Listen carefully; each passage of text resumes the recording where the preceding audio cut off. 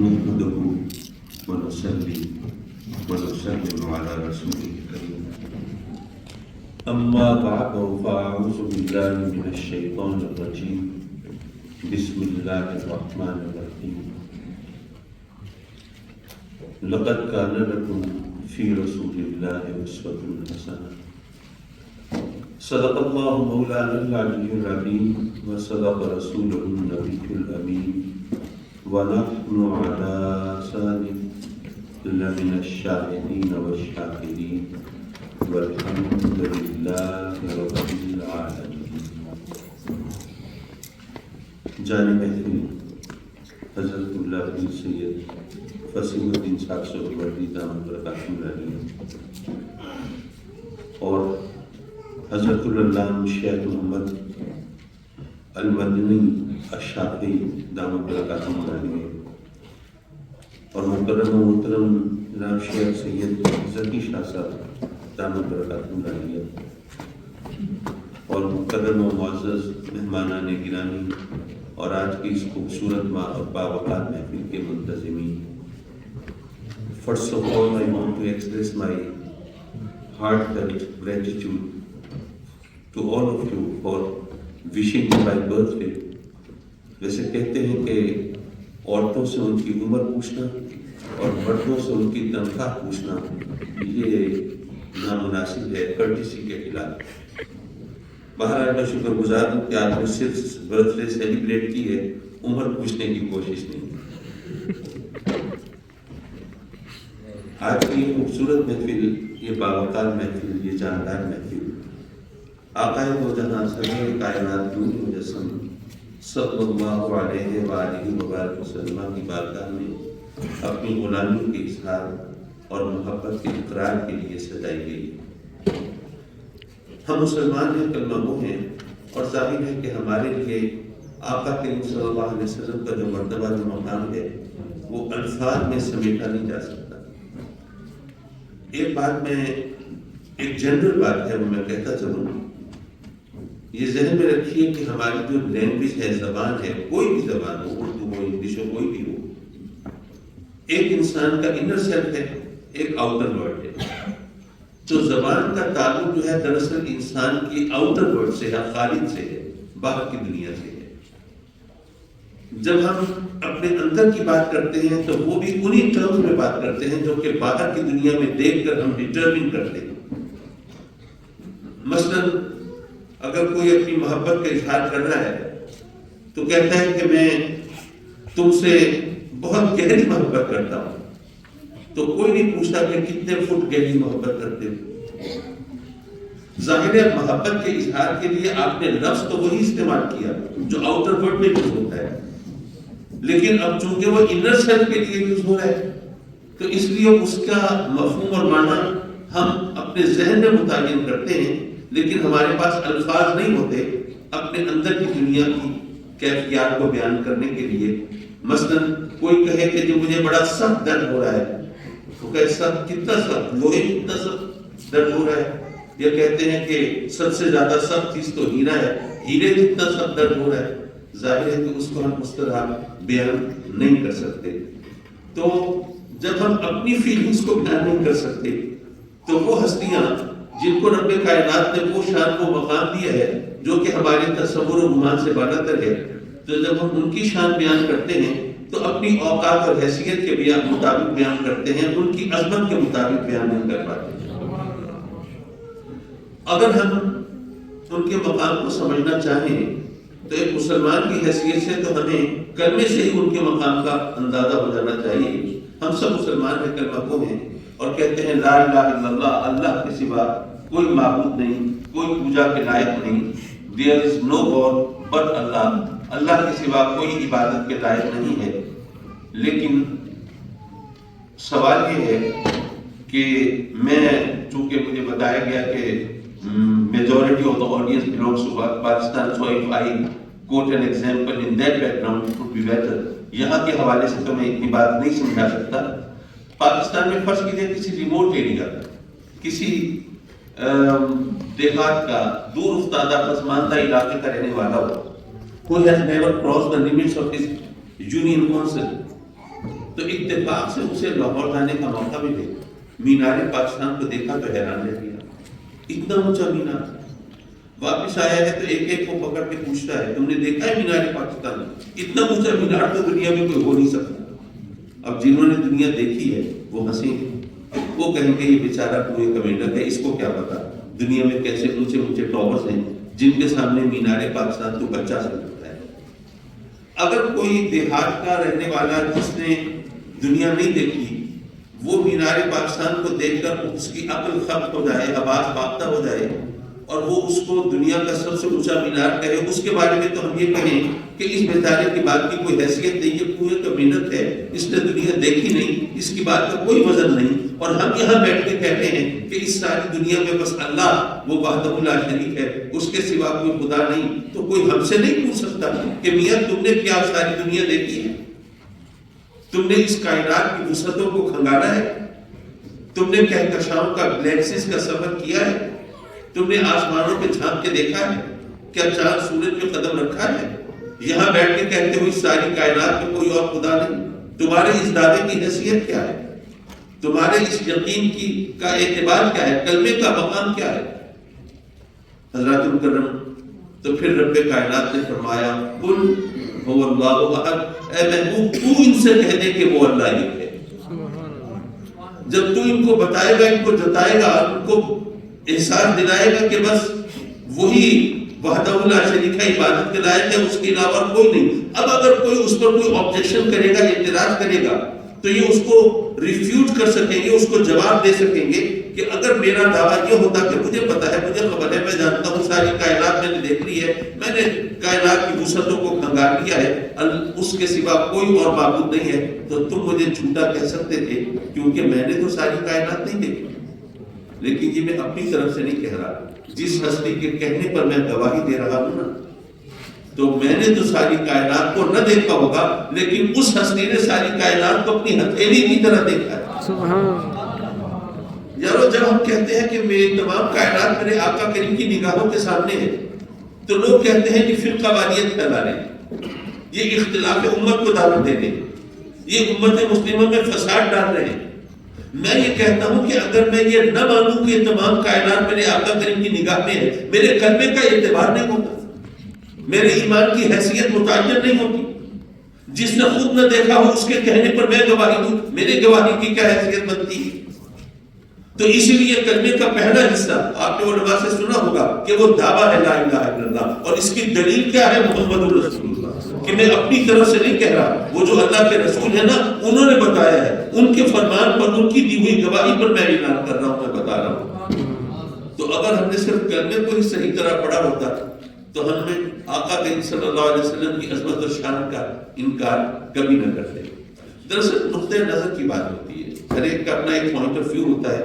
وہ مجھے بات یاد آئی، ایک صاحب ہے پاکستان میں آج کل جو بے روزگاری ہے، جو مہنگائی ہے، جو حالات ہے آپ جانتے ہیں، اور میں اس کی ظاہر ہے کہ مرثیہ خانی کے لیے نہیں آیا، مجھے تو کچھ اور ہی ڈیوٹی سونپی گئی ہے۔ فرض کیجیے کہ پاکستان کے ایک بندے کی کوئی لاٹری نہیں کرائی، اس کا ویزا لگ گیا انگلینڈ کا، تو وہ وہاں چلا گیا، اور وہاں پر چونکہ اس کے پاس زیادہ ریسورسز نہیں تھے، تو he was living there as a paying guest with an English couple who had a son also، 10-12 سال کا بچہ تھا، تو ان کے ساتھ وہ paying guest کے طور پر رہنے لگا۔ One day that couple they asked him if you are at home today then we have a very urgent engagement، تو ہم چلے جاتے ہیں، بچے کو چھوڑ دیتے ہیں، we would leave our child at home if you are at home today, if you are free, but if you have any engagement yourself then we would have to seek any other avenue۔ اس نے دیکھی اپنی مصروفیات اور کہا کہ نہیں ٹھیک ہے، میں گھر ہوں، آپ بچے کو چھوڑ دیں، آپ چلے جائیں۔ وہ چلا گیا۔ ان کے جانے کے بعد بچے کو پیاس لگی، پانی پینے کچن گیا، تو just by chance the glass slipped from his hand، اور شیشے کا، ویسے تو گلاس شیشے کو ہی کہتے ہیں، شیشے کا گلاس تو گرا، ٹوٹ گیا، بچہ گھبرا گیا۔ تو اس نے اس کو تسلی دی کہ نہیں کوئی فکر کی بات نہیں بیٹے، وہ تمہارے پیرنٹس آئیں گے نا تو اس گلاس کا پوچھے تو کہہ دینا یہ انکل سے پھرتا ہے، میں بھی فون کر دوں گا کہ ہاں مجھ سے پھرتا ہے، بات ختم ہو جائے گی۔ اس نے کہا ٹھیک ہے۔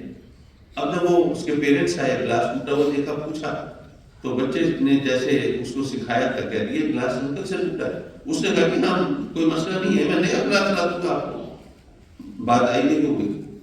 اب رات ہو چکی تھی، سونے چلے گئے سب. صبح early in the morning somebody knocked at his door. تو وہ پاکستانی بھائی اٹھے، بھائی اس وقت کون آ گیا؟ دیکھا تو وہی انگریز کپل جو ہے وہ کھڑا ہے. ہاں بھی کیا ہو گیا اس وقت؟ کہنے لگے کہ بات یہ ہے کہ آپ تو چلے آئے سونے کے لیے، نیند آ رہی تھی، رات دیر ہو گئی تھی، لیکن آپ کے جانے کے بعد ہمارا بچہ آیا اور وہ ہم سے سوری بولنے آیا تھا. He was expressing his excuse and regrets for telling a lie کہ بھئی اس نے تو غلط کہا. آپ نے اس کو کہا تھا کہ کہہ دینا انکل سے ٹوٹا ہے، اس نے آپ کے کہنے پہ کہہ دیا، لیکن گلاس تو اس سے ٹوٹا تھا. کہنے لگے کہ ہم نے آپ کو ایک اچھا شریف آدمی سمجھ کے جگہ دی تھی اپنے پاس، لیکن ہم نہیں جانتے تھے کہ آپ ایسے شخص ہیں کہ چند گھنٹوں کے لیے اپنا بچہ آپ کے پاس چھوڑیں گے اور اتنی دیر میں آپ اس کو جھوٹ بولنا سکھا دیں گے اور آپ اس کو یہ سبق دے دیں گے کہ بندہ اپنا قصور کسی دوسرے کے سر ٹھوک کے خود بے گناہ بن سکتا ہے. تو چند گھنٹوں میں آپ نے تیر مارا ہے، پتہ نہیں زیادہ اچھا رہیں گے تو کیا کریں گے. ہمیں ایسا بندہ نہیں چاہیے اپنے گھر پہ. آپ جائیے یہاں سے بولیے بستر سمیٹیے اور چلیے. میں سوچ رہا تھا کہ وہ پاکستانی بھائی ہمارا بعد میں اپنی فیملی میں دوستوں میں بیٹھ کے کہہ رہا ہوگا یار نیکی کا زمانہ ہی نہیں ہے، میں نے تو اس کا قصور اپنے سر لے لیا تھا، انہوں نے الٹا مجھے گھر سے نکال دیا. تو یہ اصل میں اپنے زاویہ نظر کی بات ہوتی ہے، پوائنٹ آف ویو کی بات ہوتی ہے. آپ کس چیز کو کس زاویے سے دیکھتے ہیں. رب کائنات نے جب فرمایا کہ ہم نے اپنے محبوب علیہ السلام کو اسوہ حسنہ عطا فرمایا ہے، سب سے بہتر اخلاق، سب سے بہتر عادات و اطوار اور قابل تقلید انداز حیات عطا فرمایا ہے، تو ہم سوچتے ہیں کہ آقا کریم صلی اللہ علیہ وسلم کی سیرت مبارکہ جب ہم لوگوں سے سنتے ہیں تو کیا ہے کہ آپ جو کی روکھی سوکھی پر گزارا فرماتے ہیں، آپ شکم مبارک پہ پتھر بھی باندھ لیتے ہیں جو just to curb his appetite. تو وہ تو ان کو دشمن لہو لہان کر دیتے ہیں، آپ کے مقدس لہو سے آپ کے ناریل پاک بن جاتے ہیں. تو یہ تمام جو آپ کا لائف سٹائل ہے، کیا یہ ہمارے لیے نمونہ ہے؟ ہم تو ہمیں ایسا لائف سٹائل ملے تو ہم تو آج آ جائیں گے، مولا مہربانی کر، مہربانی فرما، تو نے کافروں کو تو اتنا نوازا ہے، وہ تو کافر ہیں، مشرک ہیں، وہ جو تیرے منکر ہیں، مولا وہ تو چین کی منصب پہ جاتے ہیں، عیش و عشرت کی زندگی گزارتے ہیں، کیا کرو فرے تب طرح خان شان و شوکت کے ساتھ رہتے ہیں، اور مولا ہم تیرے ماننے والے، تیری بارگاہ میں جھکنے والے، سجدہ ریز ہونے والے، تیری محبوب سے غلامی کا ہم دم بھرنے والے، مولا ہم اس طرح ترستی اور سسکتی ہوئی زندگی گزار رہے ہیں، کیا ماجرا ہے؟ آقا کریم صلی اللہ علیہ وسلم کی سیرت کو ذرا سمجھنے کی ضرورت ہے. اگر ہم کہتے ہیں وہ کھجور کی چٹائی پر محو استراحت ہوتے تھے، تو آپ نے سنا ہوگا کہ کلکتہ ممبئی میں تو millions of people used to sleep on footpath, ان کے پاس وہ چٹائی بھی نہیں ہوتی. تو کبھی کسی نے ان کی عظمت بیان کی ہے کہ دیکھو تو کتنے عظیم لوگ ہیں، بیچارے فٹ پاتھ پہ سو رہے ہیں. پتہ ہی نہیں چلا کہ فٹ پاتھ پر یا زمین پر سونا یا چٹائی پر سونے میں عظمت نہیں ہے.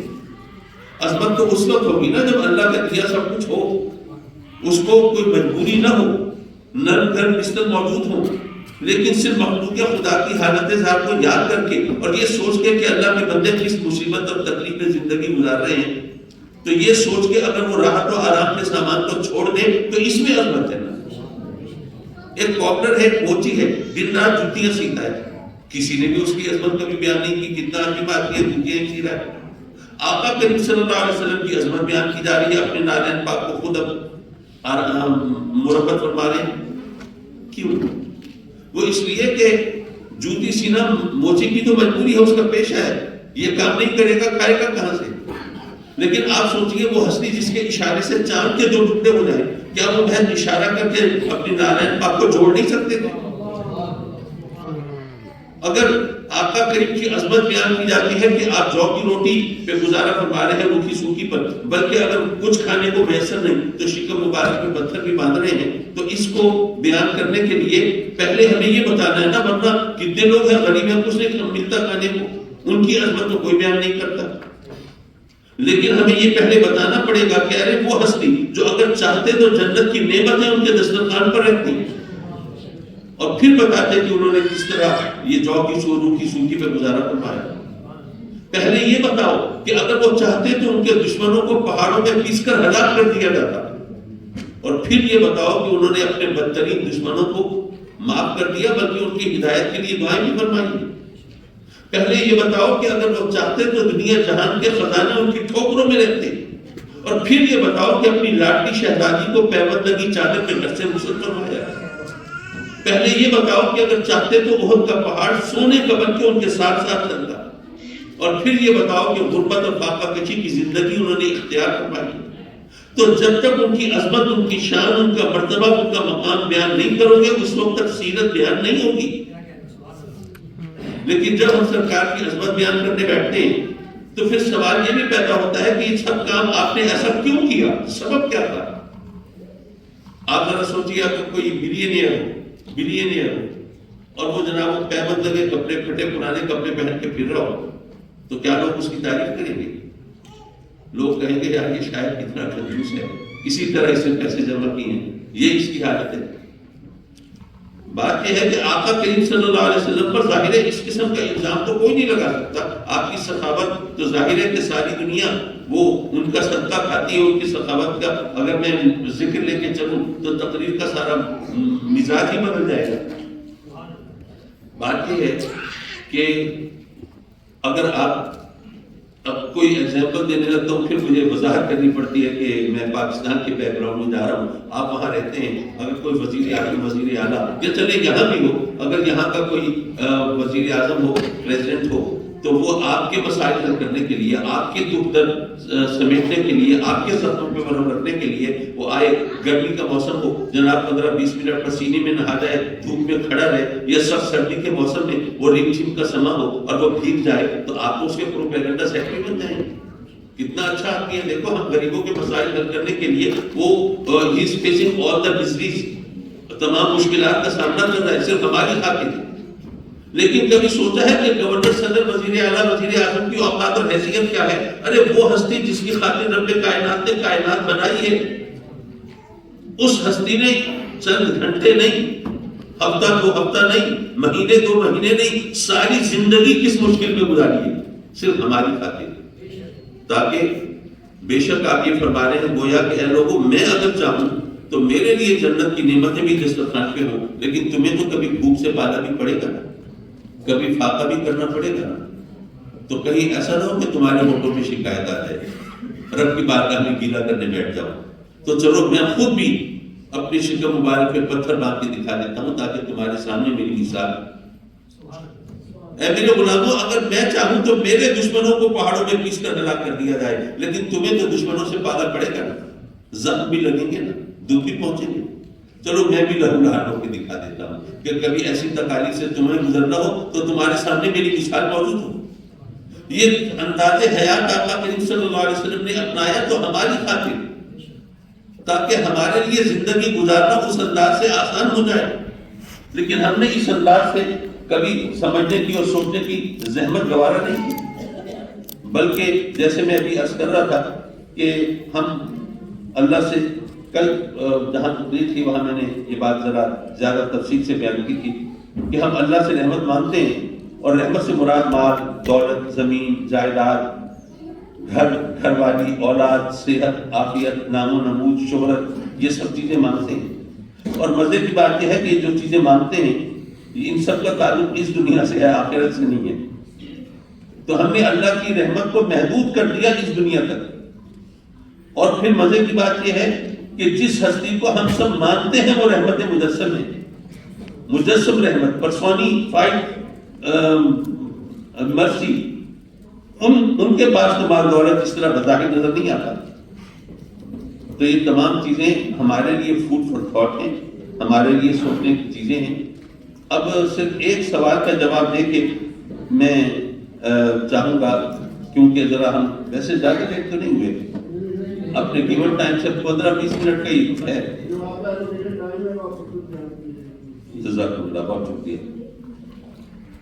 دیکھیے بات یہ ہے کہ اللہ تبارک و تعالیٰ نے اپنے محبوب علیہ الصلوۃ والسلام کو بھیجا تاکہ ہم ہدایت کے راستے پر چلیں، ہماری ہدایت کے لیے بھیجا، سیدھے راستے پر رہیں، بھٹکنے سے بچ جائیں، یہ جنت ہمیں ملے، دوزخ سے محفوظ رہیں، اللہ کے قہر و غضب سے بچیں، اور اللہ کی رحمتوں سے ہماری جھولیاں بھر جائیں. اس نے اپنے محبوب علیہ الصلوۃ والسلام کو اس لیے ہماری گائیڈنس کے لیے، ہماری رہنمائی کے لیے مبعوث فرمایا۔ آدمی کے ذہن میں خواہش پیدا ہوتی ہے، سوال پیدا ہوتا ہے کہ آخر یہ محبت کی جو بات کرتے ہیں، عشق کی جو بات کرتے ہیں، اس کی ضرورت کیا ہے؟ کوئی عمل کی بات کریں گے، ہم عمل سیدھا عمل کریں، سیدھے راستے میں چلیں، ہم برائیوں سے بچیں، ہم گناہوں سے محفوظ رہیں، ہم فرائض اور واجبات کی ادائیگی کریں، تو یہ آخر یہ عشق رسول کی بات اس پر اتنا زور کیوں دیا جاتا ہے؟ میں کہوں گا کہ اگر ہم 3 حصوں میں تقسیم کریں انسان کی، یہاں دنیا میں زندگی، قبر کی زندگی، آخرت کی زندگی، ان تینوں زندگیوں کو ذرا علیحدہ ذرا دیکھ لیں کہ یہاں پر آقا کریم صلی اللہ علیہ وسلم کی محبت کی ہمیں کیا ضرورت ہے۔ دنیا کی زندگی کی بات کریں تو آپ نے دیکھا ہوگا کہ یہاں پر آدمی کے لیے سختیاں اور دشواریاں برداشت کرنا آسان ہو جاتا ہے اگر وہ کسی کو دل میں بسا لے، کسی سے الفت و چاہت کا رشتہ جوڑ لے۔ جیسے آپ نے سنا ہوگا جناب مجنون صاحب جو ہے وہ صحرا نوردی کر رہے ہیں، خواب چھان رہے ہیں۔ کبھی آپ نے سوچا، شیری فرحات کے نام تو سنے ہوں گے، مجھے نہیں پتا ان کی کہانی بھی کبھی آپ نے سنی یا نہیں سنی۔ I'm not going to tell the whole story of Sherry Farhat here، لیکن میں صرف بات سمجھانے کے لیے عرض کرتا چلوں، شیری جو ہے وہ اس وقت کی سپر پاور جو ایران تھا، اس کا بادشاہ خسرو پرویز اس کی بیوی تھی۔ فرحات صاحب اس کے عشق میں مبتلا ہو گئے۔ اب بادشاہوں کے بھی اپنے انداز ہوتے ہیں، کسی کو سزا دینی ہو تو اپنے طریقے سے دیتے ہیں۔ انہوں نے سوچا کہ اگر اس کو ویسے ہی مار دیا تو یہ تو کوئی سزا نہ ہوئی، تو اس کو سزا تو ایسی ملنی چاہیے کہ اس کی زندگی موت سے بدتر ہو۔ تو انہوں نے چکر چلایا، انہوں نے ایک طرح سے پھیلا دی بات کہ بھئی یہ فرات جو ہے شیری کو پا سکتا ہے اگر یہ پہاڑ کاٹ کے دودھ کی نہر نکال دے۔ اب آپ سوچئے پرانا زمانہ ہے، پہاڑ کاٹنا، کوئی ڈائنامائٹ تو ہوتے نہیں تھے اور یہ ایکوپمنٹس بھی نہیں تھے، وہ ہتھوڑے چھینی سے کوئی پہاڑ کاٹنے چلے تو کیسے کاٹ سکے گا؟ اور دودھ کی نہر، اب اس وقت وہ ڈیری فارمز وغیرہ بھی نہیں ہوتے تھے، ملک بیگز کا بھی کوئی سسٹم نہیں تھا، دودھ کی نہر کیسے نکالیں؟ لیکن ہوا کیا، جب فرحات کو یہ بات بتائی تو اس بادشاہ کا تو مطلب یہ تھا کہ بھئی یہ کہے گا اپنی بد نصیبی پر ماتم کر کے بیٹھا رہے گا، روتا رہے گا یا اسی غم میں گھل گھل کے مر جائے گا۔ لیکن اس نے کیا کیا؟ اس نے رونے دھونے کی بجائے وہ تیشا اور ہتھوڑا اٹھاتا ہے اور چل پڑتا ہے پہاڑ کاٹنے کے لیے۔ دراصل اس میں سبق تھا ہمارے لیے کہ جو محبت کرنے والے ہوتے ہیں نا، وہ اگر مگر نہیں کرتے، سوال و جواب بھی نہیں کرتے، وہ تو راہ عمل پر نکل کھڑے ہوتے ہیں۔ تو پتہ یہ چلا کہ اگر آقا کریم صلی اللہ علیہ وسلم کی سچی محبت ہمارے سینے میں ہو تو ہم یہ نہ سوچیں کہ نہیں جناب یہ انداز حیات تو آج سے 1500 سال پہلے تو ممکن تھا، آج کے دور میں بھلا کیسے ہو سکتا ہے؟ نہیں۔ ویسے اگر آپ غور کریں جن ہستیوں کو ہم مثال کے طور پر پیش کرتے ہیں، آج کل جو دنیا کے اندر سویلائز کنٹریز ہیں، ایڈوانس کنٹریز ہیں، تو وہاں پر ان کی مثالیں ہم دیکھتے ہیں نا جناب، دیکھیے وہ ان ممالک میں تو پریزیڈنٹ ہے اس کو بھی عدالت میں کھڑا کر دیتے ہیں، ان کی عدالتیں جو ہیں وہ جس کو جو چاہیں وہ سزا سنا دیں اور جو چاہیں کر دیں، وہ وہاں پہ تو یہ ہوتا ہے۔ لیکن جب ہم حضرت عمر فاروق کی مثال دیں، ان ہستیوں کی مثال دیں، تو لوگ کہتے ہیں نہیں یہ آج کی دنیا میں یہ پریکٹیکلی پاسبل نہیں ہے۔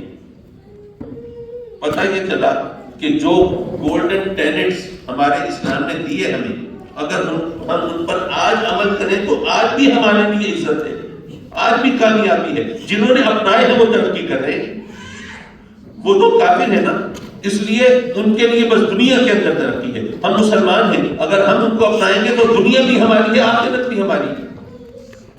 لیکن ہم نے ان کو اس طرح چھوڑ دیا ہے۔ کہنے کا مطلب یہ تھا کہ اسلام نے جو ہمیں راستے دکھائے وہ یہ نہیں ہے کہ قابل عمل نہیں ہے، لیکن آپ نے یہ بھی سنا ہوگا، بلکہ آپ تو اس کے وٹنس ہوں گے کہ جب کوئی نان مسلم جب وہ اسلام قبول کرتا ہے تو وہ ہم لوگوں سے زیادہ اچھا پکا سچا مسلمان بن کے سامنے آتا ہے، کیونکہ اس نے بائی چوائس اس کو لیا ہے، اس کو ایکسیپٹ کیا ہے۔ ہم تو بائی چانس مسلمان ہیں نا، ایک مسلم گھرانے میں پیدا ہوئے، اس کا کرم ہے، اس کا احسان ہے کہ اس نے ایک مسلم گھرانے میں ہمیں پیدا کیا، تو ہم نے کوئی ایفرٹ نہیں کی ہے، کوئی کوشش نہیں کی، کوئی تگ و دو نہیں کی، بھاگ دوڑ نہیں کی۔ ہم تو بیٹھے بٹھائے ہمیں سب کچھ مل گیا، اور جو چیز بیٹھے بٹھائے مل جاتی ہے نا اس کی وہ قدر نہیں ہوتی۔ وہ اکبر بادشاہ بیٹھا ہے اپنے نورتن کے ساتھ اپنے جھروکے میں، عوام کو دیکھ رہا ہے، اتنے میں دیکھا کہ ایک نوجوان سامنے سے گزر رہا ہے، اس نے بڑا خوبصورت قیمتی دوشالہ اپنے کندھوں پہ ڈالا ہوا ہے، تو اس کے جوتوں پر کوئی گرد لگی، کوئی گند لگا، تو اپنے قیمتی دوشالے سے جوتا صاف کر رہا ہے۔ بادشاہ کو بڑی حیرت ہوئی، یہ کیسا بیوقوف آدمی ہے، اتنا قیمتی دوشالہ اور اس سے جوتا صاف کر رہا ہے۔ بیربل سے پوچھا کہ دیکھ رہے ہو یہ کیا مان رہا ہے؟ اس نے کہا کہ لگتا یہ ہے کہ یہ قیمتی دوشالہ جو ہے یہ اس کو اپنے والد سے ورثے میں ملا ہے، اور جوتا جو ہے اس نے اپنی کمائی سے خریدا ہے۔ اور بات تحقیق کی تو ایسا ہی ہوا۔ تو ہم لوگوں کو جو چیز بس ایسے مل جاتی ہے نا، وہ just take it as granted, ہمیں بس مل گئی، اس کی کوئی قدر و منزلت نہیں ہوتی، لیکن جو محنت کر کے اس کو حاصل کرتے ہیں پھر وہ الحمدللہ ایک اچھے پکے سچے مسلمان ہو کے ہمارے سامنے آتے ہیں۔ تو میں یہ عرض کر رہا تھا کہ ہم نے اسلام کو تو اس انداز سے سمجھا نہیں، ورنہ اسلام نے ہمیں جو سیدھا راستہ بتایا، آقا کریم صلی اللہ علیہ وسلم کی سیرت طیبہ بھی ہمارے سامنے، تو اب عمل کرنا بہت مشکل ہو جاتا ہے نا۔ آپ دیکھیے پائی جوڑتے ہیں، پیسہ جمع کرتے ہیں، ایک معقول رقم جمع ہوتی ہے، مستقبل کے خواب آنکھوں میں رس کھولنے لگتے ہیں، جناب بچے کی شادی بھی کرنی ہے، بچی کی ڈولی اٹھانی ہے، کاروبار بھی کرانا ہے، گھر کی مرمت بھی کرانی ہے، so many things to take care, اتنی چیزوں کا ہمیں خیال رکھنا ہے، کیا کریں؟ اتنے میں اللہ کی طرف سے حکم آتا ہے کہ اس کا 40واں حصہ خدا کی راہ میں دے دو۔ اب ادھر مال کی محبت ہے، دوسری طرف یہ حکم آ گیا، اب آدمی ادھر ہی جائے گا نا جہاں محبت زیادہ ہوگی۔ تو اب آقا کریم صلی اللہ علیہ وسلم کی محبت کا ہم درس دیتے ہیں۔ اسی طرح دن بھر کے تھکے ہارے رات کو سوئے ہیں، اور ویسے بھی ماشاءاللہ رات کو جلدی سوتے بھی نہیں عام طور پہ، تو صبح اٹھنا بھی مشکل ہوتا ہے، ادھر مؤذن پکار رہا ہے حی علی الصلاۃ حی علی الفلاح، اب ادھر بستر کی لذت دامنگیر ہے، ادھر مؤذن کی پکار ہے، آدمی ادھر ہی جائے گا نا جہاں کشش زیادہ ہوگی۔ اسی طرح آدمی نے جناب روزہ رکھا ہے، بھوک ہے، پیاس ہے، زبان پہ کانٹے کھڑے ہیں، بھوک کی شدت ہے، پیاس کی تلخی ہے، اور جناب لذت کام و دہن کا سامان میسر ہے، دسترخوان سجا ہے، بھوک مٹائی جا سکتی ہے، پیاس بجھائی جا سکتی ہے، لیکن ہاتھ روکے بیٹھے ہیں، کیوں؟ آدمی ادھر ہی جائے گا نا جدھر کشش زیادہ ہے۔ تو اس لیے آقا کریم صلی اللہ علیہ وسلم سے محبت کا درس دیتے ہیں کہ اگر وہ درس ہمیں ملے گا تو ہمارے لیے شریعت پر عمل کرنا آسان ہو جائے گا۔ آپ وجہ طور پہ کہہ سکتے ہیں کہ جناب آپ عشق الہی کی بات کیوں نہیں کرتے، عشق رسول کی بات کیوں کرتے ہیں؟ میں عرض کروں گا، دیکھیے جو فلسفہ میں بیان کر رہا ہوں آپ اس سے ڈیسائڈ نہیں کر سکتے ہیں، لیکن بہرحال ذرا تسلی سے سمجھنے کی کوشش کیجیے۔ جو حسن و عشق کا فلسفہ ہے اس میں اصل اہمیت حسن کی ہے۔ ویسے تو عام طور پر کہا جاتا ہے کہ نہیں یہ اصل چیز عشق ہے، اور حضرت قبلہ سہروردی صاحب سے معذرت کے ساتھ جب کوئی نعت خوان پڑھ رہا ہوتا ہے سرکار سے محبت میں ڈوب کے، اور شاہ صاحب جب پڑھتے ہیں تو ماشاءاللہ ان کو دیکھ کر پتہ چلتا ہے کہ اللہ کے فضل سے عشق رسول میں اللہ نے ان کو کیا مقام عطا فرمایا ہے، تو اس کو دیکھ کے لگتا ہے کہ بھئی یہ سرکار سے محبت میں ڈوب کے پڑھ رہا ہے۔ میں اپنے خیال، اپنے جذبات کا اظہار کر رہا ہوں کہ اس کی جو اہمیت ہے، اس کی جو قدر و منزلت ہے، اس کی جو وقت ہے، وہ اس کے عشق کی وجہ سے نہیں ہے۔ یہ شاید کانوں کو بات بری لگے، لیکن ذرا میری بات پوری سن لیجیے۔ اس کی وقت و حیثیت اس کے عشق کی وجہ سے نہیں ہے، اس لیے کہ ارے وہ تو زبانی کلامی اپنی محبت کا اظہار کر رہا ہے، یہ تو وہ بارگاہ ہے جہاں لوگوں نے سر کٹا کے محبت کی ہے، اور گھر لٹا کے محبت کی ہے، اور آل اولاد قربان کر کے محبت کی ہے۔ یہ زبانی کلامی محبت کی کیا اوقات اور حیثیت ہے؟ اگر اس کی حیثیت ہے تو یہ اس لیے کہ یہ بھی اسی بارگاہ حسن کا شہدا ہے جو محبوب رب کائنات ہے۔ سبحان اللہ، اللہ اکبر، یا رسول اللہ، یا علی۔ تو آقا کریم صلی اللہ علیہ وسلم سے محبت جو فلسفہ حسن و عشق میں اصل حیثیت حسن کی ہے۔ آپ دیکھ لیجئے بغیر حسن کے محبت نہیں ہو سکتی، لیکن محبت بغیر حسن کے محبت نہیں ہو سکتی، لیکن حسن بغیر محبت کے ہو سکتا ہے۔ بھائی آپ کو جس سے بھی محبت ہوگی اس میں کوئی حسن کا پہلو ہوگا نا، تبھی محبت ہوگی۔ ممکن ہے آپ ماشاءاللہ سب پڑھے لکھے ذہین لوگ ہیں، کوئی میری ٹانگ کھینچے اور چٹکی لینے کی کوشش کرے کہ قاضی صاحب آپ کہتے ہیں کہ بغیر حسن کے محبت نہیں ہوتی، تو ایک ماں کو اپنے بچے سے محبت ہوتی ہے، تو سارے بچے کیا حسین و جمیل ہوتے ہیں، کالے کلوٹے بھی ہوتے ہیں، بے ڈھنگے بھی ہوتے ہیں، بد شکل بھی ہوتے ہیں، لیکن ماں کو تو محبت ہوتی ہے۔ میں اس کہوں گا بے شک ماں کو محبت ہوتی ہے بچے سے، اور بچے بدشکل بھی ہوتے ہیں، لیکن آپ سے یہ کس نے کہا کہ حسن صرف شکل و صورت میں ہوتا ہے؟ یہ کس نے کہا کہ حسن صرف چہرے کی بناوٹ میں ہوتا ہے یا جسمانی ساخت میں ہوتا ہے؟ حسن جذبے کا بھی ہوتا ہے، حسن رشتے کا بھی ہوتا ہے۔ یہاں ماں اور بیٹے کا رشتہ ہے، حسین رشتہ ہے نا، مامتا کا جذبہ ہے، حسین جذبہ ہے نا۔ حسن کسی نہ کسی شیپ میں ہوگا تبھی محبت ہوگی، بغیر حسن کے محبت نہیں ہو سکتی۔ لیکن حسن بغیر محبت کے ہو سکتا ہے۔ جنگل میں پھول کھلا ہے، حسین ہے نا، اسے کوئی چاہے نہ چاہے، سراہے نہ سراہے، کوئی بلبل اس کے لیے نغمسند ہو نہ ہو، کوئی ہاتھ اس کو زیب گلو کرنے کے لیے بڑھے نہ بڑھے، پھول اپنی ذات میں حسین ہے نا۔ حسن بغیر عشق کے، بغیر محبت کے ہو سکتا ہے، بغیر حسن کے محبت نہیں ہو سکتی۔ جب ہم یہ سمجھ گئے تو اب یہ بتائیے کہ اللہ سے محبت کرنے والے کیا انہوں نے اللہ کے حسن کو دیکھا ہے، اس کے جمال کا مشاہدہ کیا ہے؟ اگر نہیں تو اس سے محبت کا دعویٰ کیسے کرتے ہیں؟ اب وہ حدیث پڑھیے، انا میرا جمال کا من رانی فقط رہا، جس نے مجھے دیکھا اس نے اسے دیکھا۔ آقا کریم کا چہرہ اس کا حسن کا آئینہ ہے۔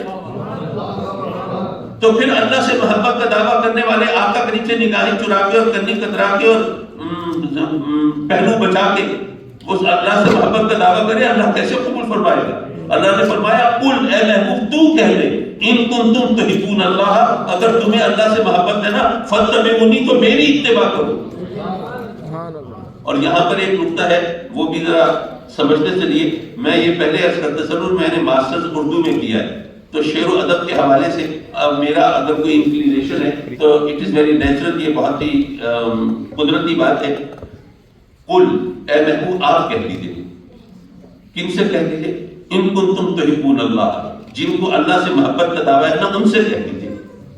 مولا محبت کا دعویٰ تجھ سے ہے تو محبت کرنے والوں کی خواہش ہوتی ہے محبوب ان سے کچھ بات کرے تو صحیح، اس کی آواز کا رس اس کے کانوں میں گھلے تو صحیح، وہ اس کی خاطر اپنے ہونٹوں کو جنبش دے تو صحیح، اس سے محو کلام ہو تو صحیح۔ مولا تجھ سے محبت کرنے والوں کی کیا اتنی اور آدمی نہیں ہے کہ جو کہنا ہے خود کہتے؟ وہ ہمیشہ ترستے اور سسکتے ہی رہیں گے، تیری بارگاہ میں پذیرائی نہیں ملے گی، ان کی کوئی اوقات اور حیثیت نہیں۔ قل اے محبوب تو کہہ دے، تجھ سے محبت کا دعویٰ ہے تو جو کچھ کہنا ہے خود کہہ دے۔ اللہ نے گویا یہ فرمایا کہ نہیں، بغیر حسن کے محبت نہیں ہوتی، تو انہوں نے جب میرے جمال کو دیکھا ہی نہیں تو پھر میرے کہنے نہ کہنے سے کیا فرق پڑتا ہے؟ ارے جس کے چہرے میں میرے حسن کے چلوے جھلکتے ہیں اسی سے تو کہہ رہا ہوں۔ سبحان اللہ۔ اچھا یہاں پر ایک اور اعتراض بھی ہو سکتا ہے، اور ویلڈ آبجیکشن ہو تو پھر اس کا جواب بھی ملنا چاہیے، ورنہ ویسے گزر جائیں تو بات نہیں بنے گی۔ ممکن ہے آپ سے کوئی دوست کہیں کہ جناب ٹھیک ہے مان لیا کہ بغیر حسن کے محبت نہیں ہوتی، لیکن بتائیے کہ اس کائنات میں ہر طرف حسن ہے، کلیوں میں ہے، تتلیوں میں ہے، پھولوں میں ہے، جگنوں میں ہے، آبشاروں میں ہے، کوثاروں میں ہے، ریگزاروں میں ہے، ستاروں میں ہے، چہروں میں ہے، آوازوں میں ہے، ہر جگہ حسن۔ یہ تمام کائنات میں حسن بکھرا ہوا ہے، یہ کلیوں میں ہے، یہ کھیتوں میں ہے، کھلیانوں میں ہے، باغوں میں ہے۔ تو کیا اس کائنات میں جو حسن ہے کیا اس کو دیکھ کر ہم اللہ سے محبت نہیں کر سکتے؟ آپ کہتے ہیں نبی کریم کے ذریعے محبت ہوگی۔ میں عرض کروں گا کہ آپ نے بالکل صحیح کہا، بے شک یہ تمام کائنات میں جو حسن ہے وہ اسی کا ہے، اسی کا حسن ہے، چاہے پھولوں میں ہو، کلیوں میں ہو، تتلیوں میں، جگنوں میں، جہاں بھی ہے حسن اسی کا ہے۔ لیکن اتنی بات آپ کو بھی ماننی پڑے گی کہ تمام کائنات میں اس کا حسن بکھرا ہوا ہے اور میرے آقا کریم کی ذات میں سمٹا ہوا ہے۔ سبحان اللہ۔ تو جس ذات میں اس نے اپنے حسن کے جلوے سمیٹ کے رکھ دیے ہیں، ارے اس سے آنکھیں چرا کے اگر تم اللہ سے محبت کا دعویٰ کرو گے وہ کیسے قبول فرمائے گا؟ قل اے محبوب تو ان سے کہہ دے تاکہ ان کو پتہ چلے کہ جب تک تیرا واسطہ درمیان میں نہیں ہوگا ان کی محبت بھی قبول نہیں ہوگی میری بات۔ سبحان اللہ۔ حضرات مکرم پتہ یہ چلا کہ آقا کریم سے محبت۔ اچھا ایک بات اور بھی ہے، دیکھیے اللہ تعالیٰ نے جب اپنی بات کا ذکر ہوا، یا ایھا الذین آمنوا اتقوا اللہ وابتغوا الیہ الوسیلہ، اے ایمان والو اللہ سے ڈرو اور اس کی طرف وسیلہ اختیار کرو۔ میں حتی الامکان کوشش کر رہا ہوں کہ قرآن کے پیمانے میں آپ سے بات کروں۔ اللہ نے فرمایا اللہ سے ڈرو اور اللہ کی طرف وسیلہ پکڑو، وسیلہ اختیار کرو۔ وسیلہ کیوں پکڑا جائے گا؟ اللہ کے قرب کے لیے۔ اچھا آدمی جس سے ڈرتا ہو اس کے قریب ہونا چاہے گا یا دور بھاگے گا؟ ظاہر ہے جس سے ڈرے گا اس سے تو دور بھاگے گا نا، اور جس سے محبت کرے گا اس کے قریب جانا چاہے گا۔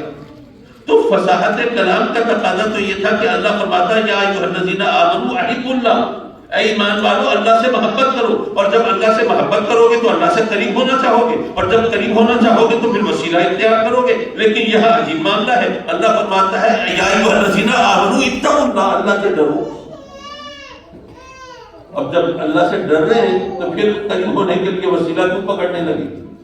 دراصل یہ حقیقت آپ سمجھنے کی کوشش کیجئے کہ آپ اگر فرض کیجئے کہیں جنگل میں جا رہے ہیں، کہیں اندھیرے میں کسی اجنبی جگہ پہ، اور آپ پر خوف طاری ہے، تو آپ کیا ایگزیکٹلی بتا سکتے ہیں کس چیز سے ڈر رہے ہیں؟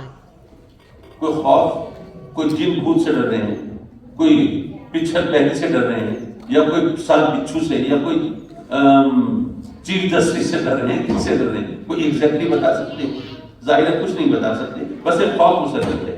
خوف کے لیے کوئی شکل، کوئی صورت، کوئی ہستی ضروری نہیں ہے، خوف ایسے ہی ہو جاتا ہے۔ لیکن محبت نہیں ہو سکتی جب تک کہ کوئی پیکر سامنے نہ ہو، سبحان اللہ، جب تک کوئی خط و خال نہ ہو، نقش و نگار نہ ہو، چہرہ برا نہ ہو، قد و قامت نہ ہو، جب تک کوئی سراپا نہ ہو، محبت نہیں ہو سکتی۔ محبت کے لیے کوئی پیکر چاہیے، خوف کے لیے نہیں چاہیے۔ تو رب کائنات کیونکہ شکل و صورت سے پاک ہے، نقش و نگار سے پاک ہے، چہرے مورے سے پاک ہے، تو اس نے فرمایا کہ اے میرے بندو تم مجھ سے محبت تو اس طرح نہیں کر سکتے، تو تم مجھ سے ڈرو۔ کیوں؟ اس لیے کہ اگر تم مجھ سے ڈرو گے تو میرے قہر و غضب سے محفوظ رہنا چاہو گے، میرے عذاب سے بچنا چاہو گے، اور مجھے خوش کرنا چاہو گے کہ میرا عذاب جو ہے وہ تمہاری طرف متوجہ نہ ہو، اور تم جب میرے محبوب علیہ السلام کو دیکھو گے تو پھر تم مجھ سے محبت کر سکو گے۔ مجھ سے محبت کرو گے تو میرے محبوب کے آئینے میں میرے جمال کو دیکھ کر پھر محبت کرو گے۔ سبحان اللہ، سبحان اللہ۔ تو پتہ یہ چلا کہ دنیا میں ہم تبلیغی کریں گے تو ٹھیک ہے جی زکوٰۃ دینی ہے، لیکن جب سرکار سے محبت کی بات ہوگی تو پھر ٹھیک ہے زکوٰۃ دینا آسان ہو جائے گا۔ روزہ رکھنا ہے تو آپ کا دل سے محبت ہے تو پھر بھوک پیاس برداشت کرنا آسان ہو جائے گا۔ نماز پڑھنی ہے تو آپ کا دل سے محبت ہے تو نیند قربان کرنا آسان ہو جائے گا۔ یعنی شریعت کے احکام پر عمل کرنا ہمارے لیے آسان ہو جائے گا اگر آقا کریم صلی اللہ علیہ وسلم کی محبت ہمارے سینے میں ہو۔ یہ دنیا کے اندر یہ فائدہ ہوا کہ ہمارے لیے شریعت پر عمل کرنا آسان ہو جاتا ہے۔ اچھا یہاں ایک بات اور کہتا تھا، دیکھیے ہم جو خاص طور پر اہل سنت کی طرف میں متوجہ ہوں، ہم لوگوں کا عجیب عالم ہے، ان سے کہیں بھائی نماز پڑھو، روزہ رکھو، یہ کرو وہ کرو، حلال حرام کا خیال کرو، نہ صحیح ہم تو عاشق رسول ہیں، ہمیں کسی چیز کی کیا ضرورت؟ بس ٹھیک ہے جی، اگر نمازیں نہیں پڑھتے، اگر ذرا زکوٰۃ میں ڈنڈی مار جاتے ہیں، چاہے ڈنڈا ہی مارتے ہوں، اور ہم اگر کہیں حلال حرام میں بھی کوئی غلطی کر جاتے ہیں تو ہم تو عاشق رسول ہیں، سرکار پکڑیں گے کان پکڑ کے اور لے جائیں گے جنت۔ حضرات مکرم یہ دھوکہ ہے، یہ فریب ہے جو آدمی خود اپنے آپ کو دیتا ہے۔ دیکھیے اس بات کو ذرا سمجھیے، ایک ہے محبت کی نشانی، ایک ہے محبت کی حقیقت۔ ہم اہل سنت میلاد مناتے ہیں، الحمدللہ اس کا کرم ہے، میلاد مناتے ہیں، جلسے کرتے ہیں، جلوس نکالتے ہیں، چراغ کرتے ہیں، جھنڈیاں لگاتے ہیں، لنگر چلاتے ہیں، اور اسی طرح درود و سلام پڑھتے ہیں، یا رسول اللہ کے نعرے لگاتے ہیں، یہ تمام چیزیں کرتے ہیں، اور بے شک یہ تمام چیزیں ہمارے سنی ہونے کی، سرکار سے محبت کی نشانیاں ہیں۔ لیکن یاد رکھیے نشانیاں ہیں، حقیقت نہیں ہے۔ نشانی اور ہوتی ہے، حقیقت اور ہوتی ہے۔ میں اس کو ایک مثال سے سمجھا دوں آپ کو۔ فرض کیجیے میں نے آپ سے کہا کہ میرا ڈرائیور باہر کھڑا ہوگا، ذرا اسے بلا لائیں۔ آپ نے کہا کہ ڈرائیور کو کیسے پہچانیں گے؟ میں نے کہا یار اس نے بڑا سا پگڑ باندھا ہوگا، کالے رنگ کا کوٹ پہنا ہوگا، اور اس کی بڑی بڑی مونچھیں ہیں، اس کو بڑا شوق ہے مونچھوں کا، گاڑی کے پاس کھڑا ہوگا، بلا لائیں۔ آپ گئے ڈھونڈتے رہے، نظریں دوڑاتے رہے، تلاش کرتے رہے، آپ کو بندہ نظر نہیں آیا، مجھے آ کے کہا کہ ڈرائیور تو نہیں ہے۔ میں حیران، ڈرائیور کہاں گیا؟ یہاں تو اس کا سسرال بھی نہیں ہے۔ میں نے کہا تھا میں خود دیکھ لیتا ہوں۔ میں باہر گیا، دیکھا تو ڈرائیور تو وہیں کھڑا ہوا تھا، میں اس کو بلا لایا۔ چکر ہی چل گیا تھا کہ اس کو کہیں گرمی لگ رہی تھی تو پگڑ کوٹ اتار کے اس نے گاڑی میں رکھ دیا تھا، اور یہاں آ کے کوئی الٹی سیدھی ایسی چیز کوئی کھا لی تھی جس سے اس کو کوئی شدید قسم کی الرجی ہو گئی تھی۔ اس بیچارے کو اپنے دل پہ پتھر کی سل رکھ کے مونچھوں کی قربانی دینی پڑ گئی تھی، مونچھیں صاف کرا دی تھی۔ اب آپ پگڑ کوٹ اور مونچھیں ڈھونڈ رہے تھے، وہ تو ملی نہیں آپ کو۔ میں ڈرائیور کو پہچانتا تھا، میں بلا لایا۔ آپ نشانیوں کے چکر میں تھے، میں حقیقت کو جانتا تھا۔ سبحان اللہ۔ نشانی اور حقیقت میں فرق ہوتا ہے۔ یہ درود و سلام کے زمزمے، یہ یا رسول اللہ کے نعرے، یہ لنگر، یہ میلاد کی محفلیں، یہ جلسے، یہ جلوس، یہ سب سرکار سے محبت کی نشانیاں ہیں، حقیقت نہیں ہے۔ حقیقت کیا ہے؟ حقیقت دراصل وہ احساس ہے، وہ جذبہ ہے جو محبوب کی خوشی کے لیے آدمی کو ہر تکلیف اور دکھ اٹھانے کے لیے تیار کرتا ہے۔ ہمیں سرکار سے اگر محبت ہے تو پھر شریعت پر عمل کرنا ہمارے لیے آسان ہوگا، اور اگر ہم وہ تکلیفیں تو نہیں اٹھا سکتے، دکھ تو نہیں سہ سکتے، بس صرف نعرے لگا سکتے ہیں، باتیں بنا سکتے ہیں، تو پتہ چلا کہ نشانیاں تو ہیں، حقیقت نہیں ہے۔ اور یہاں یہ بھی عرض کرتا چلوں کہ نشانیاں ہوں اور حقیقت نہ ہو تو یہ تو فراڈ ہوتا ہے، دھوکہ ہوتا ہے۔ مجھے یاد آیا اپنے بچوں بچپن کا ایک واقعہ، ہم میٹرک میں پڑھتے تھے تو ہمارا ایک دیہات کا کلاس فیلو تھا، تو ہمیں اس وقت اس کے کلاس فیلو کی شادی کا کارڈ ملا۔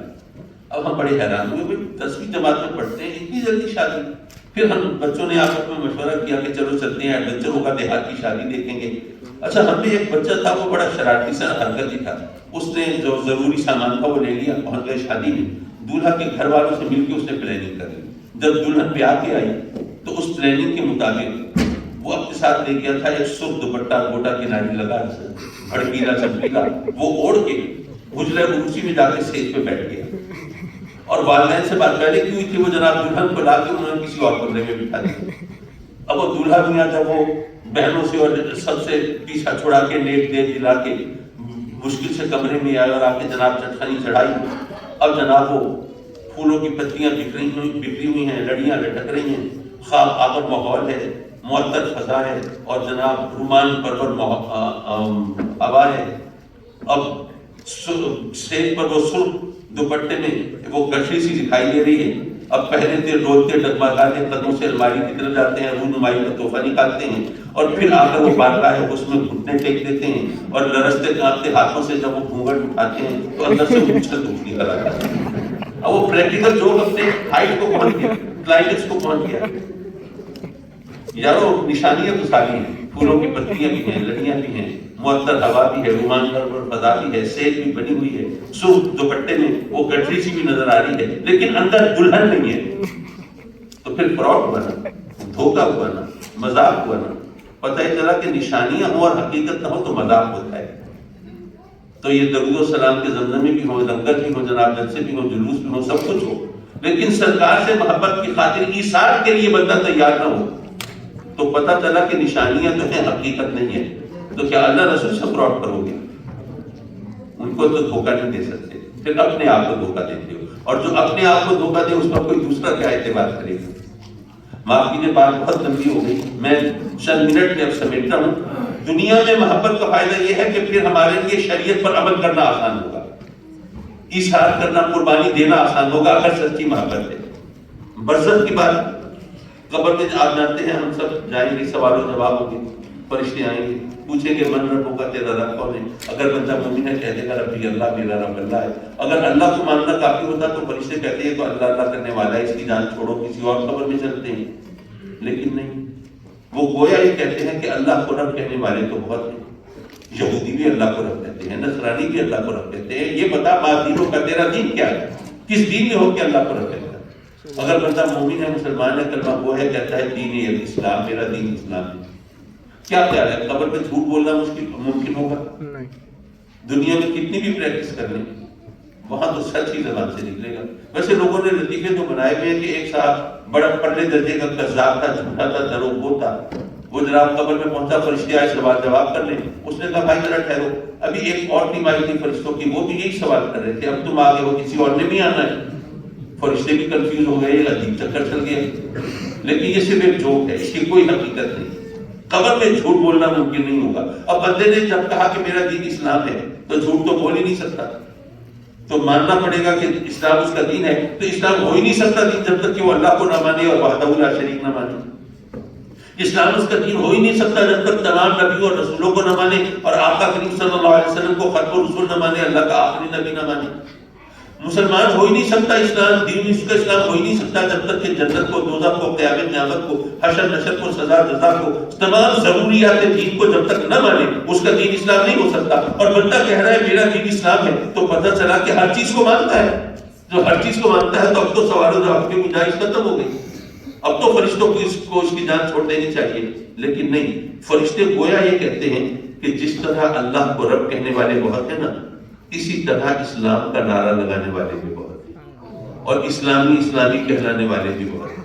پھر میرے آقا کریم صلی اللہ علیہ وسلم کی جلوہ گری ہوگی، سرکار کا رخ زیبا نگاہوں کے سامنے ہوگا، اور فرشتے پوچھیں گے ما تقول فی حق ھذا الرجل، اے اللہ کو رب کہنے والے، اے اسلام کو اپنا دین قرار دینے والے، یہ بتا یہ جو پیکر جمال تیرے سامنے ہے، یہ جو صاحب کمال ہے، یہ جو شاہ شمشاد قداں ہے، خسرب شیریں دہانہ ہے، یہ جو جان عاشقاں ہے اور روح دل براں ہے، ان کو بھی پہچانتا ہے کہ نہیں؟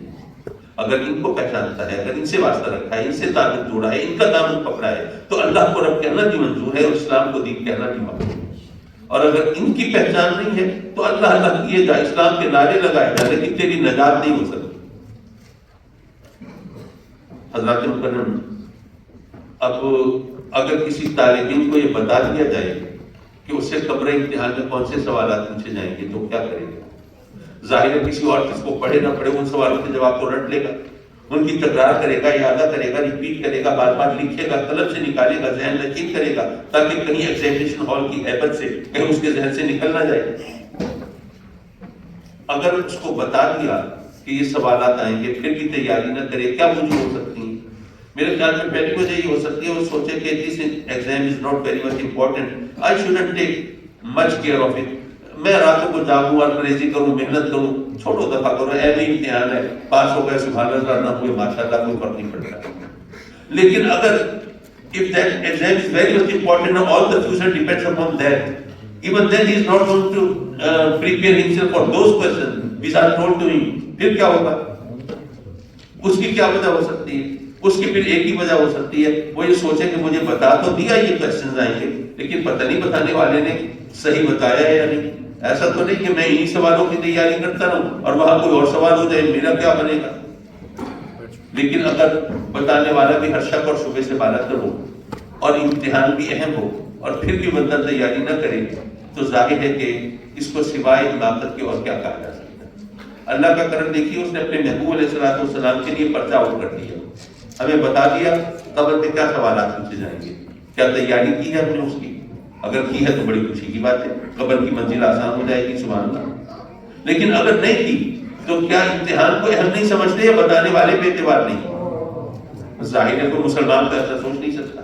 چلو اب بھی وقت ہے، تھوڑا بہت ہے، تیاری کر لیں، لیکن تیاری کیسے کریں؟ موڈ آف پریپریشن کیا ہونا چاہیے؟ آپ کو پتا ہے پاکستان میں تو آج کل صرف ایگزامز کی تیاری کرنے کے لیے اکیڈمیاں کھلی ہوئی ہیں، وہ بتاتے ہیں کس طرح کوسچن پیپر اٹیمپٹ کرنا چاہیے اور کس طرح جواب لکھنے چاہیے۔ تو ہم کیسے تیاری کریں؟ پہلا سوال ہوگا من ربوں کا، تیرا رب کون ہے؟ اس سوال کی تیاری کے لیے کیا اللہ اکبر کے نعرے لگا لینا کافی ہے؟ کیا اللہ اللہ کی مالا جپ لینا کافی ہے؟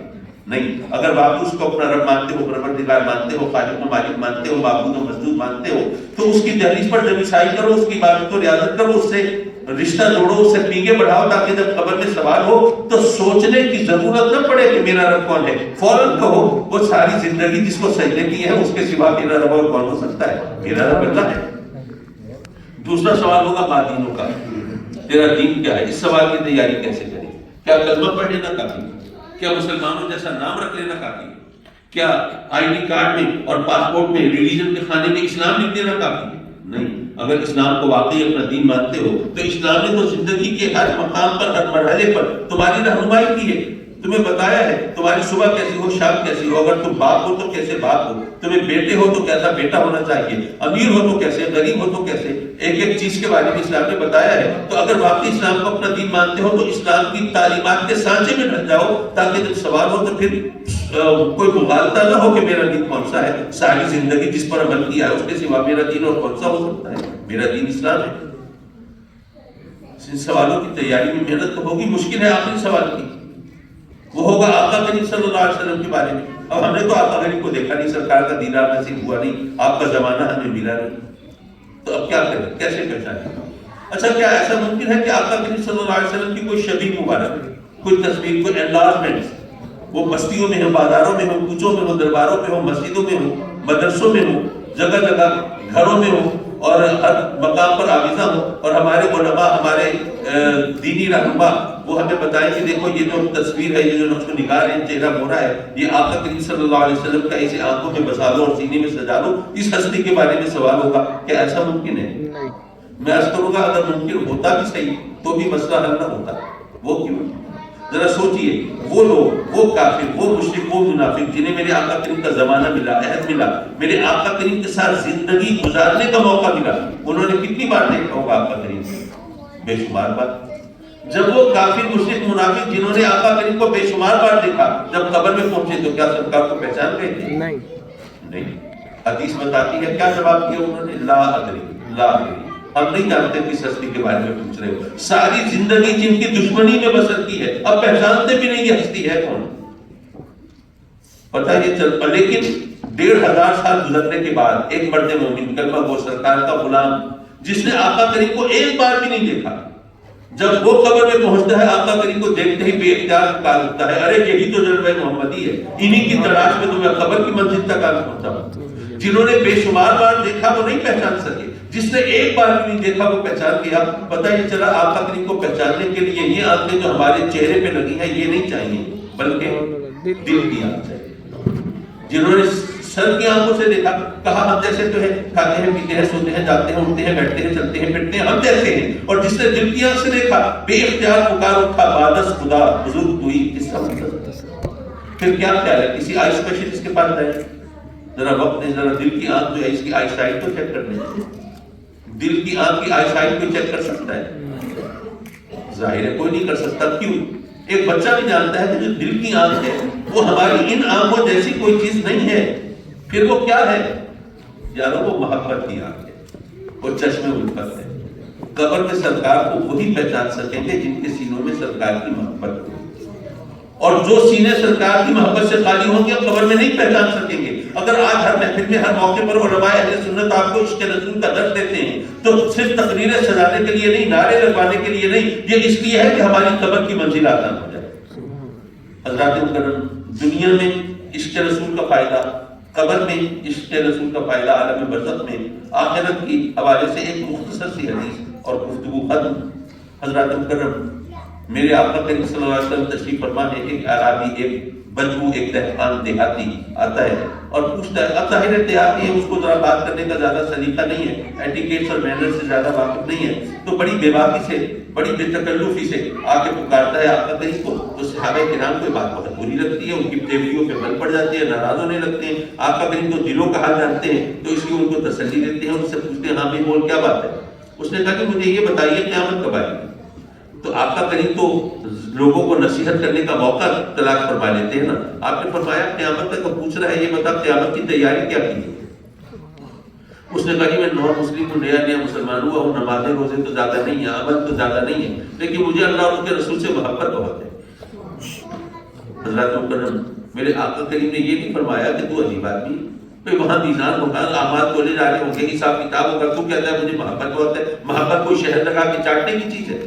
نہیں. آقا کریم نے وہ جواب عطا فرمایا کہ حضرت انس بن مالک جیسی ہستی کہتی ہے کہ مجھے زندگی میں کبھی اتنی خوشی نہیں ہوئی تھی جتنی آقا کریم کا جواب سن کے ہوئی. کیا جواب عطا فرمایا؟ فرمایا المرء مع من احب. جب مجھے اللہ رسول سے محبت بہت ہے تو پھر قیامت کا خوف کیا ہے؟ کیوں؟ وہ اس لیے کہ آخرت میں انہی کی ہم نشینی ہوگی، انہی کی رفاقت ہوگی، انہی کا ساتھ نصیب ہوگا جن سے محبت ہوگی. تو جب ہم سے محبت کرتا ہے پھر ہمارے ساتھ ہوگا، پھر فکر کیا ہے؟ حضرت انس بن مالک خوش کیوں ہوئے؟ وہ کہتے ہیں کہ میں سوچتا تھا کہ آقا کریم کی غلامی کے صدقے میں اللہ جنت تو دے دے گا، لیکن آقا کریم کہاں ہوں گے، ہم کہاں ہوں گے، اس مقام پر جہاں سرکار تشریف فرما ہوں گے وہاں ہمیں جانا تو نصیب نہیں ہو سکتا. تو پھر وہ کیا خاص جنت ہوگی جہاں سرکار کا چہرہ نگاہوں سے اوجھل ہو. لیکن جب آقا کریم کا یہ فرمان سنا کہ جس سے محبت ہوگی اس کی رفاقت ہوگی تو تسلی ہوگی. پیغام کیا تھا کہ آپ کوئی عمل ایسا سوچ سکتے ہیں، کوئی نماز ایسی پڑھ سکتے ہیں، کوئی کام ایسا کر سکتے ہیں جس کے نتیجے میں آپ کا خیال ہو کہ اگر میں نے یہ کام کر لیا تو جنت میں آقا کریم کی رفاقت مل جائے گی، جنت کے اس مقام پر پہنچ جاؤں گا جہاں سرکار جلوہ فگر ہے. ظاہر ہے ایسی کوئی بات ہمارے حاشیہ خیال میں نہیں آ سکتی، ایسا کوئی عمل ہم سوچ ہی نہیں سکتے. لیکن یاد رکھیے ہم اس مقام پہ جہاں سرکار جلوہ فگر ہوں گے کسی عمل کے سہارے تو نہیں پہنچ سکتے، لیکن محبت کے سہارے پہنچ سکتے ہیں. محبت ہوگی تو وہاں پہنچ سکتے ہیں. لیکن بات یہ ہے کہ محبت صرف نعرے کی بات نہیں ہے، دعووں کی بات نہیں ہے. جیسے پہلے عرض کیا کہ اگر محبوب کو راضی کرنے کے لیے ایثار و قربانی کا جذبہ ہے تو محبت سچی ہے، ورنہ نہیں. صرف ایک شعر مجھے یاد آیا رات کا، وہ سنا کے میں آپ کی بات اپنی بات ختم کروں. شاعر نے کہا کہ طیبہ میں صدا صبح مسلسل کا سما، طیبہ میں مدینہ المنورہ میں میرے آقا کریم کے شہر میں مسلسل صبح ہے. طیبہ میں صدا صبح مسلسل کا سما ہے، اور جس شہر میں سورج ہے وہاں رات کہاں ہے؟ سبحان اللہ.